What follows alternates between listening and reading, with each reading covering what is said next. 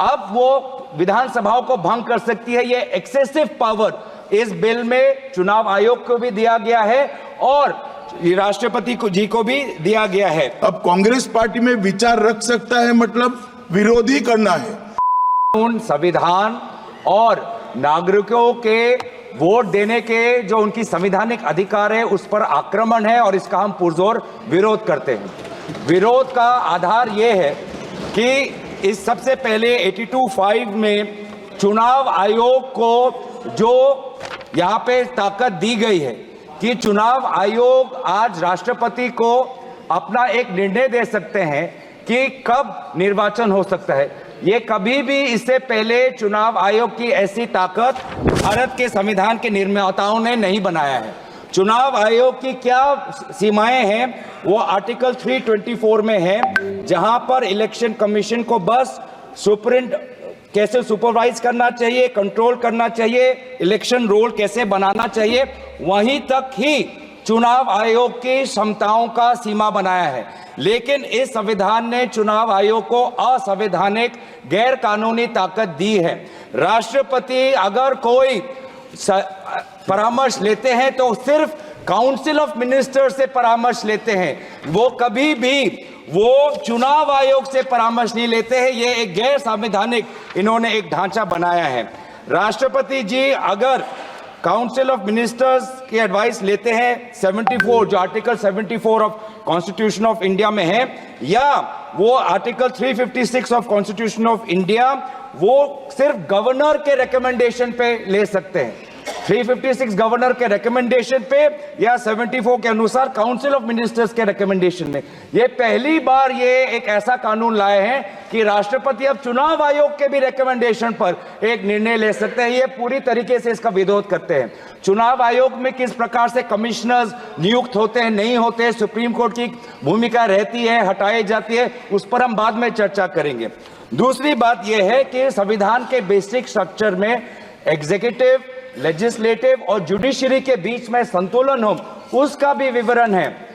आज इस बिल के द्वारा आदरणीय राष्ट्रपति जी को ज्यादा शक्ति दिया गया है कि वो अपने सुपरिंटेंडेंट से एक नए 82A के द्वारा अब वो विधानसभाओं को भंग कर सकती है। ये एक्सेसिव पावर इस बिल में चुनाव आयोग को भी दिया गया है और राष्ट्रपति जी को भी दिया गया है।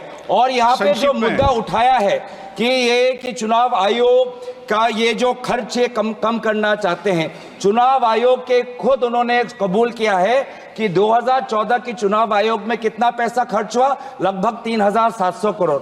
ये 3700 करोड़ के लिए ऐसा एक गैर संवैधानिक कानून ये लाए हैं, ये पूरी तरीके से तथ्य के खिलाफ है। हम दोबारा कहना चाहते हैं कि संविधान और एक नागरिक जो आर्टिकल 14 जो उसको वोट देने का अधिकार देते हैं, वो जब वोट देता है तो हमारे संविधान में लिखा है कि जो 5 ईयर टर्म है, जो 5 ईयर टर्म है आर्टिकल 83(2) में हाउस ऑफ पीपल को और आर्टिकल 172(1) में जो 5 ईयर टर्म है उसके साथ खिलवाड़ नहीं कर सकते। ये एक गलत नीति आयोग के रिपोर्ट के आधार पर ये कहना चाहते हैं कि 5 ईयर टर्म अनिवार्य नहीं है। 5 ईयर टर्म अनिवार्य है, ये नीति आयोग के रिपोर्ट में नहीं जाए। नीति आयोग कोई संवैधानिक कोई बॉडी नहीं है जो इस प्रकार का ये परामर्श दे पाए। तो इसीलिए मैं बस इतना ही कहना चाहूंगा कि ये दोबारा अगर इनको लगता है कि प्रधानमंत्री मोदी जी पर के प्रचार से ये पूरे ये भारत के चुनाव को छीनेंगे, तो हम ये चोरी नहीं होने देंगे और हम बिल का विरोध करते हैं। इस बिल को जेपीसी में भेजा जाए। माननीय सदस्यगण ने 1 मिनट प्लीज, 1 मिनट। मैंने कहा है कि संक्षेप में अपनी बात रखें, कोई भी दल हो वो संक्षेप में अपनी बात रखें और प्रयास ये करना चाहिए कि मैं नोटिस आप सबने दिया है, नोटिस पे सबका अधिकार बनता है, लेकिन जब मैंने एक व्यवस्था दे दी है और पूर्व में भी ये व्यवस्था है, मैंने आपको बता दी है कि पूर्व में भी ये व्यवस्था परंपरा रही है और मैंने आपको हवाला भी दे दिया है कि कब कब ये हुआ है, आप चाहे तो दोबारा उसको निकाल सकते हैं। इसलिए एक दल से एक व्यक्ति बोले, संक्षिप्त में अपनी बात को कह दें। आप दादा इतनी आपको पार्टी ने चुप 1 मिनट रहिए ना, कि इसको जेपीसी को दे देना चाहिए। जब ये संविधान सुधार का विधेयक संवैधानिक संशोधन जब कैबिनेट में चर्चा में आया तब प्रधानमंत्री जी ने स्वयं मंशा व्यक्त करी थी कि इसको जेपीसी को देना चाहिए।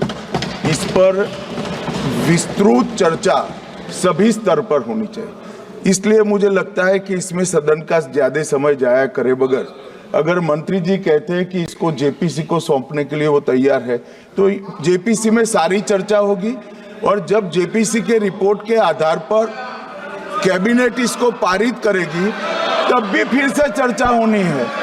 तो मैं मानता हूं कि माननीय मंत्री जी अगर जेपीसी में रखने की इच्छा व्यक्त करते हैं तो यहीं पर एक चीज समाप्त हो जाएगी। अध्यक्ष जी, जो ये चर्चा हुई है इसका जवाब देने के बाद जो नियम 74 है जिसमें मैं एप्रोप्रिएट जो मोशन ला करके और जेपीसी के गठन का प्रस्ताव निश्चित रूप से करूंगा, निश्चित रूप से जेपीसी के गठन का प्रस्ताव करूंगा। रूल 74 के तहत जेपीसी के गठन का प्रस्ताव है और सरकार की इच्छा भी है। श्रीकांत शिंदे जी संतृप्त नहीं। मैं सबको नियम 72 नियम उपनियम 1 पहला परंतु वर्णित किया जाता करता है कि यदि विधेयक पूर्व स्थापन का विरोध इस आधार पर किया जाता है कि विधेयक की विषय वस्तु इस सभा की विधायन क्षमता से परे है। अब सबसे पहले वक्ता माननीय मनीष तिवारी जी ने ये विषय रखा और वक्ताओं ने भी रखा ये विधायन क्षमता से परे है और इसीलिए जब ये विषय रखा तो मैंने इस विषय को कहा तो विधायन तो अध्यक्ष अन्य सदस्यों को विधेयक के बंदों पर अपने मत रखने की अनुमति प्रदान की जा सकती इस तहत किया। हाँ, आप गौरव गोगे जी तो के बाहर जा सकते हैं मतलब। धन्यवाद सर। ये लेकिन हाँ भी जा सकते हैं। वही तो पूछ रहे। एक सेकंड मैं अध्यक्ष जी जो बोले हैं वो ध्यान से सुना हूं। उन्होंने 72 के बाहर जाने का नहीं कहा है। उन्होंने कहा कि माननीय सदस्य मनीष तिवारी ने 72 का हवाला देकर जो विचार व्यक्त किए हैं और जो विरोध किया है इस पर सदन का कोई भी सदस्य अपने विचार रख सकता है। अब कांग्रेस पार्टी में विचार रख सकता है मतलब विरोध ही करना है, मगर विचार व्यक्त कर सकते हैं इसका मतलब होता है पक्ष में भी बोल सकते हैं। नहीं, मैं आदरणीय गृह मंत्री को मैं यही कहना चाहूंगा कि अगर कोई पार्टी इसका समर्थन करना भी चाहे तो भी वो समर्थन 72 पे ही रह सकता है।